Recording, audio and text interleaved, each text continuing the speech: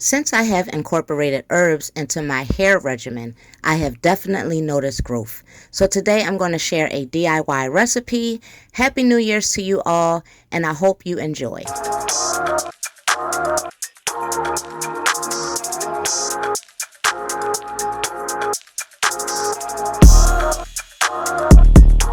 Hey, what's up, y'all? It's your girl Sheba Renee, and thank y'all for tuning in. And like I said, yes, I'm making my DIY herbal hair growth spray. Now, I've been using this for the past 2 months, and I definitely noticed some growth in my hair. I'm loving the results, and I want to keep moving forward with it. So, if you guys are interested, keep watching. Newcomers, please tap that subscribe button and the notification bell for my future uploads, and let's get on into it.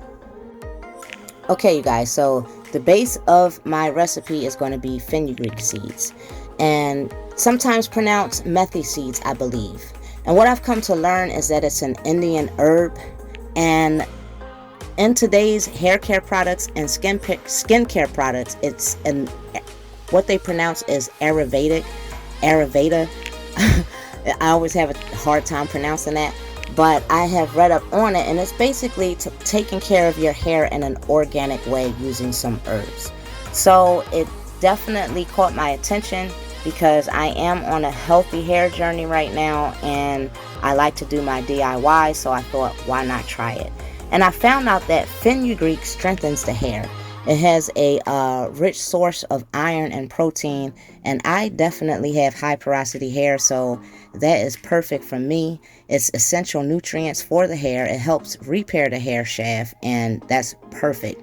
It boosts shines. It also promotes hair growth because it has vitamins A, K, C. It has folic acid, potassium is filled with calcium, and all of those promotes a healthy scalp environment, and then with a healthy scalp environment, you get healthy hair growth.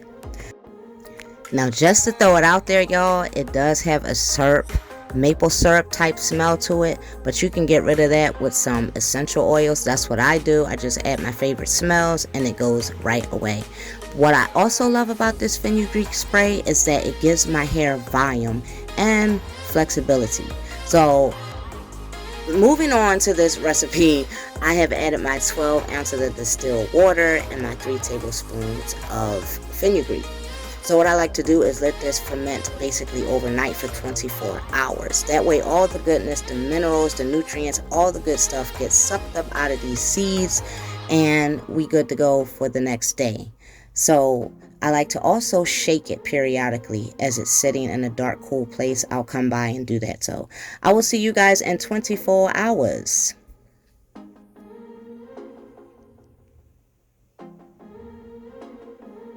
Okay, so 24 hours for me and 1 second for y'all. So moving on, as you notice, clearly you can see that this water is a different color. It's definitely changed. It is more so a golden, brownish, orangish color, if you will. And I give it a good shake just to, even things out again, and, make sure everything is all that goodness is wrapped up in this water. So I did notice right away when I did this the first time that the juice it definitely lets you know that there's more than just water in it the next day. It's kind of gives you this feel like it's a substance in there. You can see that it's not as loose as water like it was the day before. So I just let that drain, and then I'm going to move on to my next ingredient. But I did end up with just a smidget over a cup of my spray. So I'm happy with that. But moving on, I will be using aloe vera juice. This is nothing new to me. Again, it definitely complements my high porosity hair. Aloe vera juice strengthens the hair with many active ingredients and minerals, fatty acids, amino acids, vitamins A, B12, C, E. They all play a healthy part in your hair follicle. So that's another reason why I like to use it.